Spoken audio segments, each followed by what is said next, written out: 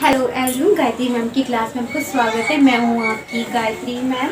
हमने part of speech start किया था और पार्ट ऑफ स्पीच का हर चीज़ हम कर चुके हैं।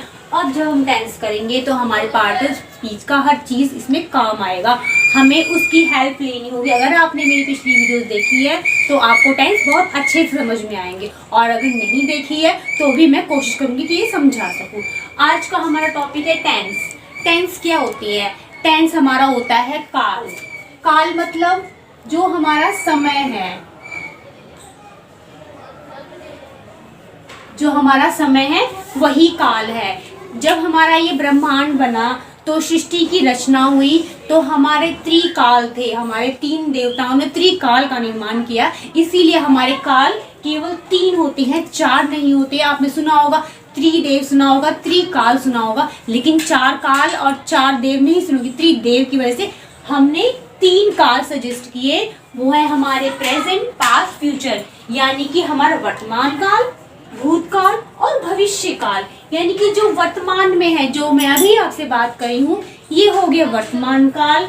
और पास्ट कल की बात होगी। फ्यूचर मैं आपसे कहूंगी कि कल मैं वीडियो बनाऊंगी नेक्स्ट, तो वो हो जाएगा हमारा फ्यूचर। अब हम समझते हैं, हर एक बच्चा जन्म लेता है तो कैसा होता है? पास्ट में ऐसा ही होता है। यानी कि ये क्या है? ये इस बच्चे का पास्ट है, और ये इस बच्चे का प्रेजेंट है, और ये इस बच्चे का फ्यूचर है।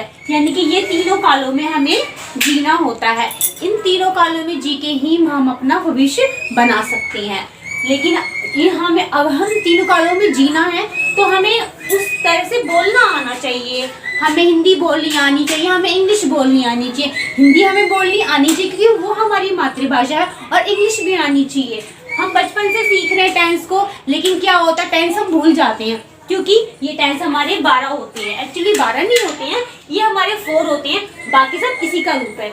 जैसे कि हमारा present indefinite, present continuous, present perfect, present perfect continuous, past indefinite, past continuous, past perfect, past perfect continuous. फिर हमारा future indefinite, future continuous, future perfect and future perfect continuous. तो ये हमारे 4 ही होते हैं, लेकिन हम इनको 12 बना रखे हैं क्योंकि हमारे काल, हम चार जीवन जीते हैं, तो हमें 4 तरीके से इन्हें यूज करना होता है।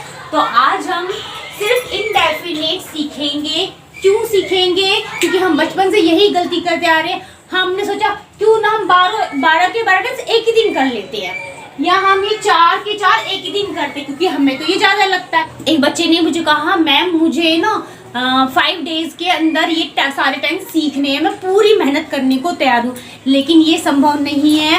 अगर आप जल्दी मचाएंगे आप इसको नहीं सीख सकते, इसको आपको टाइम देना पड़ेगा। कहते हैं कि हम कोई भी चीज़ सीखते हैं, हम जितनी प्रैक्टिस करते हैं उतनी हम सीखते हैं। Practice make man perfect. अगर हम इनकी प्रैक्टिस नहीं करेंगे तो नहीं आएगा। टेंस सीखने का एक रूल और है, अगर आप इस टेंस को सीख लेते हैं और आपने सीख के बुक्स में छोड़ दिया, आपको वो नहीं आएगा। आप इसको अपने रोजमर्रा की जीवन में यूज कीजिए, ज्यादा नहीं, थोड़ा बहुत यूज कीजिए। जो आपके फादर है, मदर है, उनसे बात कीजिए, नहीं है तो मिरर के सामने बात कीजिए, कहीं अकेले में बात कीजिए। अगर आपको लगता है पहले लोग आप पे हंसेंगे, लेकिन जब आपको आ जाएगा ना तो वो सोचेंगे हम कितने बेवकूफ इनके ऊपर हंस रहे थे। तो आज मैं आपको सिर्फ प्रेजेंट इंडेफिनिट बताऊंगी। प्रेजेंट इंडेफिनिट क्या होता है? अनिश्चित, जिसका कोई भी निश्चित समय नहीं होता। हमें नहीं पता ये काम कब होते हैं। तो अब हम स्टार्ट करते हैं अपना प्रेजेंट इंडेफिनिट। अब होता है अनिश्चित। क्या होता है इसका मतलब? अनिश्चित। ओके, अनिश्चित मतलब जिसका समय तय नहीं है। जैसे कि यहाँ पे क्या लिखा है? बच्चा सोता है, तो हमने क्या बोला? बेबी स्लीप्स। हमें ये पता है बच्चा सोता है, लेकिन कब सोता है हमें नहीं पता, हमें टाइम का नहीं पता। जैसे हमें 2 चीज पता चली, एक तो एंड में ता है आ रहा है, ठीक है, और एक हमें पता लग रहा है कि बच्चा सोता है, लेकिन कब सोता है ये नहीं पता। तीसरा हमें पता लग रहा है कि बच्चा सोता है, रेगुलरली सोता है, उसे रोज करती है, लेकिन हमें समय नहीं पता, तो वो हमारा अनिश्चित हो गया। और चौथा है, ये हमारी आदत को बता रहा है कि ये हमारी आदत है, तो इसकी पहचान क्या हो गई? एक तो ये अनिश्चित है, बच्चा सोता है हमें पता है, लेकिन कब सोता है कितने बजे सोता है? अनिश्चित है, सोता तो है, निश्चित समय नहीं है, अनिश्चित हो गया। और ताहे तीहे का साउंड आ रहा है, हम पहचानेंगे, रोज उस काम को करता है और ये उसकी आदत है। तो हम 4 चीज को पहचानेंगे, इनमें से कोई ना कोई चीज आपको जरूर इसके अंदर दिख जाएगी। और इसको सीखने के लिए आपको हिंदी का ग्रामर आना जरूरी है। अगर आप किसी भी लैंग्वेज से, मान लीजिए आपको हिंदी नहीं आती, गुजराती आती है, आप गुजरात में देख रहे हैं, तो आप उसको ट्रांसलेट जब करेंगे, उस ट्रांसलेशन से ही आपको आएगा। अगर आप पहचानोगे बच्चा सोता है और आपको इसकी हिंदी पता है, तभी तो आप इसके लिए ट्रांसलेट करेंगे। आपको पता है कि हिंदी में काल कहते हैं, इंग्लिश में टेंस कहते हैं, तभी तो वो कर पाओगे ना। तो इसको हम सीखेंगे। अब हम इसे बनाना कैसे है? बच्चा सोता है, मेरी एक वीडियो बनी है जिसमें मैंने आपको SVO का फॉर्मूला बताया है। अगर आपने नहीं देखी तो आप देख लीजिएगा, और अगर फिर भी मैं आपको यहीं पे हेल्प कर दूंगी, इतनी जरूरत नहीं पड़ेगी, लेकिन आप उसे देख लीजिए, पूरा डिटेल में है। तो SVO का फॉर्मूला, इसमें हम कोई भी सेंटेंस बनाते हैं तो हमारा SVO का फॉर्मूला लगता है। S होता है हमारा सब्जेक्ट, सब्जेक्ट है हमारा बेबी, ओके। वर्ब है जो भी काम कर रहे हैं, और ऑब्जेक्ट इसमें अभी नहीं है, इसमें ऑब्जेक्ट नहीं है, और सेंटेंस बनाएंगे ऑब्जेक्ट होंगे।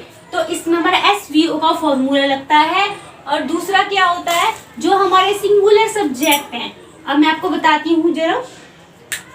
जो हमारा सिंगुलर सब्जेक्ट है, एक होता है हमारा सिंगुलर, एक होता है हमारा प्लूरल। तो इसका फॉर्मूला ये है, अगर ये हमारा सिंगुलर है और ये हमारा प्लूरल है, तो सिंगुलर के साथ हमारी वर्ब की फर्स्ट फॉर्म लगेगी और SES लगेगा और प्लस ऑब्जेक्ट लगेगा। और प्लूरल के साथ लगेगी वर्ब की फर्स्ट फॉर्म, SES नहीं लगेगा, सिंपल हमारा सेंटेंस आ जाएगा। वर्ब की फर्स्ट फॉर्म लगेगी और ऑब्जेक्ट लगेगा, वर्ब की फर्स्ट फॉर्म लगेगी और ऑब्जेक्ट लगेगी, इतने में हमारा सेंटेंस कंप्लीट हो जाएगा। तो अब हम इन्हें सीखते हैं। हमने कैसे किया? सबसे पहले हमारा सब्जेक्ट आया, उसके बाद वर्ब आया और ऑब्जेक्ट। ऑब्जेक्ट VO के फॉर्मूला से हमारा सब्जेक्ट, वर्ब एंड ऑब्जेक्ट। जो हमारा अफर्मेटिव सेंटेंस है, उसके अंदर एक तो सेंटेंस वो होता है जिसमें सिंगुलर होता है, और एक सेंटेंस वो होता है जो प्लूरल होता है। तो कैसे बना? हमारा सब्जेक्ट आया, उसके बाद वर्ब आया, उसके बाद हमारा ऑब्जेक्ट आया। ऑब्जेक्ट वो होता है जिस पे काम हो रहा होता है। जो हमारा सब्जेक्ट है किस पे वर्क कर रहा है? सॉन्ग पे वर्क कर रहा है। तो she sings sweet song, SES क्यों आया? क्योंकि यहाँ पे हमारा शी है। तो शी क्या है? हमारा थर्ड पर्सन है। थर्ड पर्सन सिंगुलर के साथ हमेशा हम क्या लगाएंगे? हम SES लगाएंगे।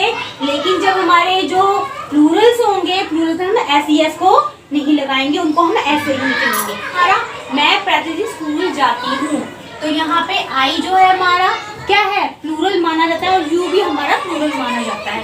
तो हम इसको प्लूरल में काउंट करेंगे। तो हम करेंगे, ये हमारा एक्सेप्शन है कि I प्लूरल मानते हैं, U प्लूरल को मानते हैं। तो और वैसे भी वो हमारा फर्स्ट पर्सन थर्ड पर्सन नहीं है, क्योंकि थर्ड पर्सन के साथ लगेगा ना SES, ये तो हमारा फर्स्ट पर्सन है वैसे भी। तो हम फर्स्ट पर्सन के साथ क्या लगाएंगे? SES नहीं लगाएंगे।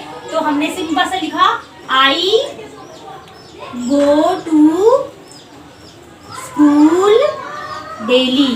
कैसे बनाया हमने? सबसे पहले हमारा सब्जेक्ट, फिर उसके बाद गो टू हो गया वर्ब, और ऑब्जेक्ट हो गया हमारा स्कूल डेली। मैं रोज स्कूल जाता हूँ। तो हमने इसी फॉर्मूले से किया।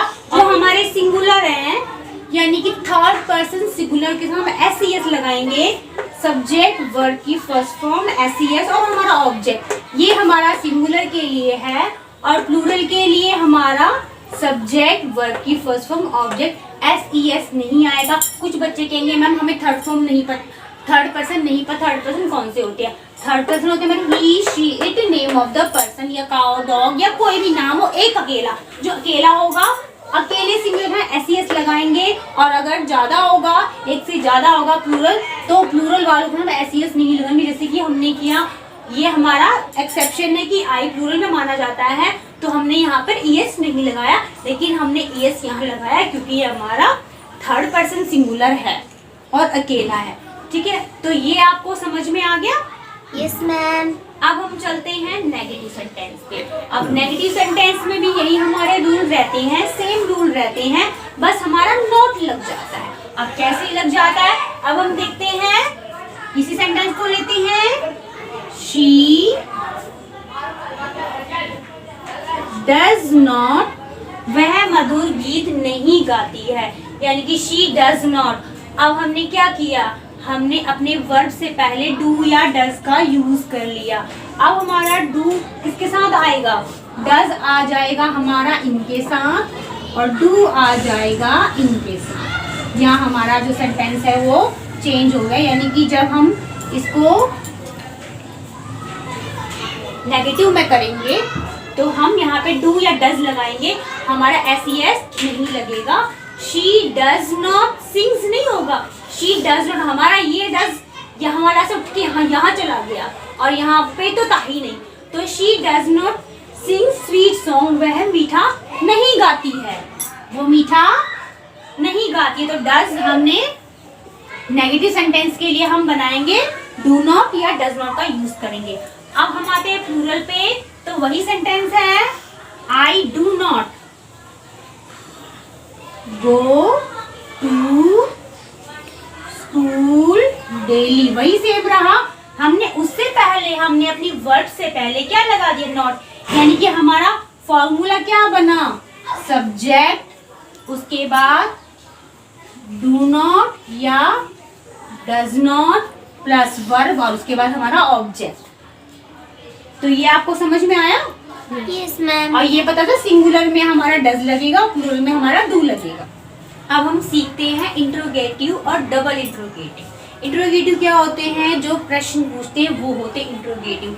अब यहाँ पर भी रूल वही है, subject plus verb then object, लेकिन इससे पहले हम डू या डज लगा देंगे।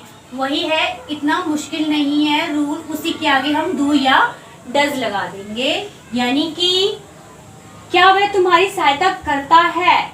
अब हम लिखेंगे सबसे पहले डू क्या है हमारा, डू हमारा क्या है, क्वेश्चन बनाने के लिए जो हम क्वेश्चन पूछ रहे हैं डू या डज लगाएंगे। डू हम लगाएंगे प्लूरल्स में और डज लगाएंगे सिंगुलर में। तो हमारा सब्जेक्ट क्या है, सब्जेक्ट हमारा सिंगुलर है, थर्ड पर्सन सिंगुलर है, तो हम यहाँ पर लगाएंगे डज। उसके बाद डज ही हेल्प यू,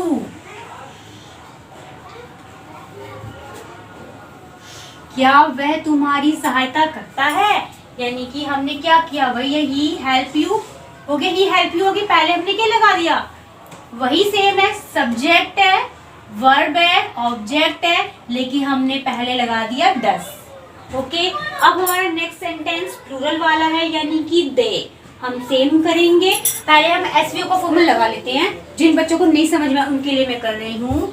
हम पहले सिंपल बना लेते हैं, हम यहाँ पर लिख देते हैं they walk in the evening, वो शाम को टहलते हैं। अब हमने आगे लगा दिया डू, बन गया हमारा सेंटेंस, कोई प्रॉब्लम तो नहीं। हमने SVO का फॉर्मूला ही लगाया, लेकिन आगे हमने डू या डज लगाया। अब हमने कहाँ डू लगाया, कहाँ डज लगाया, एक बार और बता देती हूँ। डू जो है हमारा लगेगा प्लूरल्स के साथ। प्लूरल कौन कौन से होते हैं, आई you we they, okay.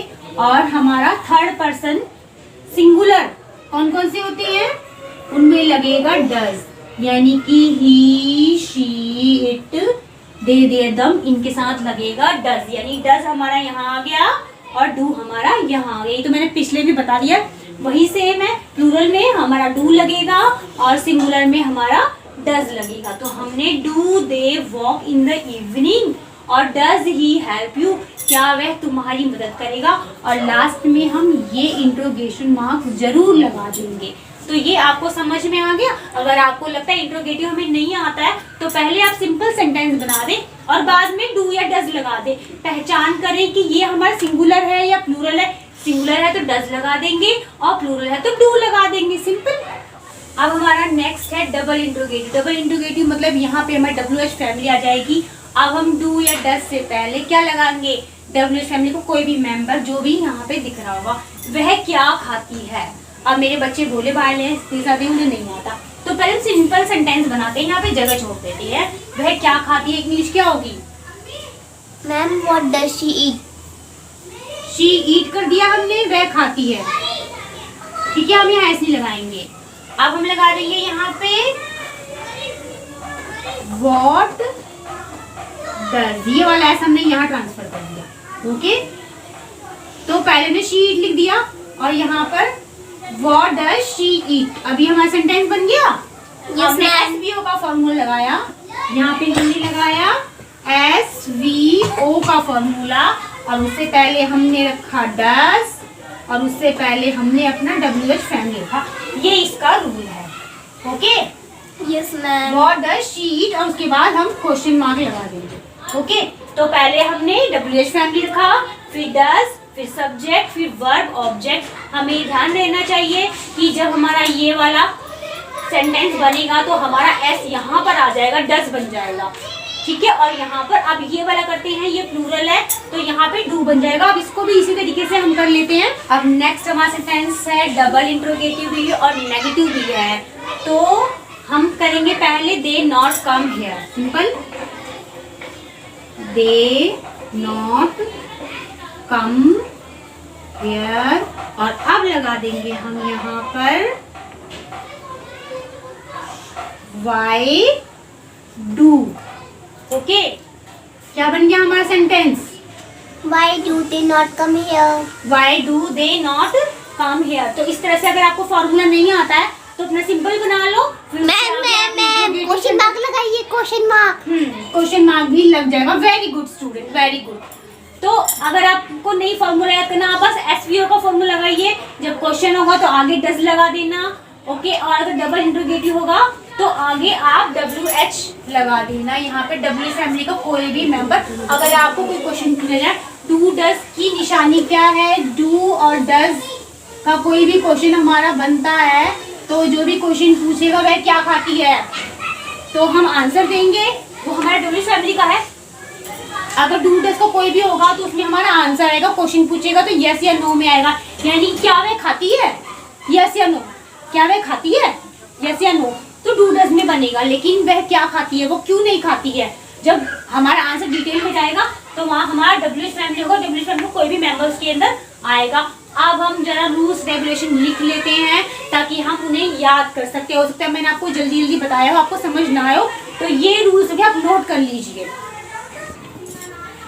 Students, आपको मैंने सारे रूल्स बता दिए और अब आपका काम ये है कि आप इन रूल्स को याद कर लीजिए। मैं आपको सेंटेंस बनाने को नहीं दे रही हूँ। सेंटेंस आप तब बनाएंगे जब रूल्स को आप अच्छे से याद कर लेंगे। आपका मेहनत बस है इस रूल्स को याद करना, यही आपका होमवर्क है। मैं उन सब चीज़ों को जो आपको मैंने बताया वीडियो में, उन सबको रिटर्न में लिख दिया है।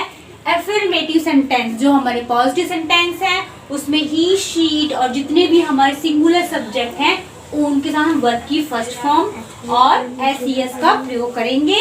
उसके बाद हमारे प्लूरल जो है आई, वी, यू, दे एक्सेट्रा जो भी होते हैं उन सब के साथ प्लूरल और वर्ब की फर्स्ट फॉर्म लगाएंगे। एस का प्रयोग हम बिल्कुल नहीं करेंगे। उसके बाद इज MR का प्रयोग इन सेंटेंस में नहीं होता। अगर आपने गलती से इज MR लगा दिया तो आपका सेंटेंस गलत हो जाएगा। उसके बाद आगे हम नेगेटिव सेंटेंसेस पे, तो सिंगुलर सब्जेक्ट के साथ डज नॉट और प्लूरल्स के साथ डू नॉट का प्रयोग हम करेंगे। और इसके अंदर इंट्रोगेटिव में आते हैं क्या शब्द। जब हम क्या शब्द शुरू करेंगे तो उसमें हम इंट्रोगेटिव सेंटेंस वो हमारा होगा, तो ही, शी, इट और सिंगुलर्स के साथ हम डज का और प्लूरल के साथ हम डू का प्रयोग करेंगे। लेकिन जब हमारा सेंटेंस अगर WH फैमिली में सभी के साथ डू डज हम पहले लगा लेंगे, लेकिन अगर उसके अंदर हु वाला वर्ड आता है तो उसके अंदर डू या डज का प्रयोग हम बिल्कुल नहीं करेंगे। आपको मैंने ये बात कही थी कि अगर हमारा डबल इंट्रोगेटिव है तो डू या डज से पहले आपको WH फैमिली लगा देनी है। लेकिन अगर उस WH फैमिली में अगर हु है तो आपको डू या डज का प्रयोग नहीं करना है। ओके, तो ये आपका होमवर्क होना चाहिए। ये आप याद कर लेंगे तभी आप सेंटेंस बनेंगे। मैं अभी से आपको सेंटेंस बनाने को नहीं बोलूंगी, आप ये याद कर लीजिए और उसके बाद प्रैक्टिस करना आपके ऊपर है। Practice make man perfect. अगर आपको मेरी वीडियो अच्छी लगे इसे लाइक करें, और अगर आप मेरे चैनल पर नए हैं तो इसे सब्सक्राइब करना ना भूलें, बेल आइकन प्रेस करें ताकि मेरी आने वाली वीडियो आपको सबसे पहले मिल जाए। और अपने फ्रेंड एंड फैमिली सर्कल में शेयर करें ताकि जिन बच्चों को इसकी ज़रूरत है उन्हें मिल जाए। Thanks for watching my video.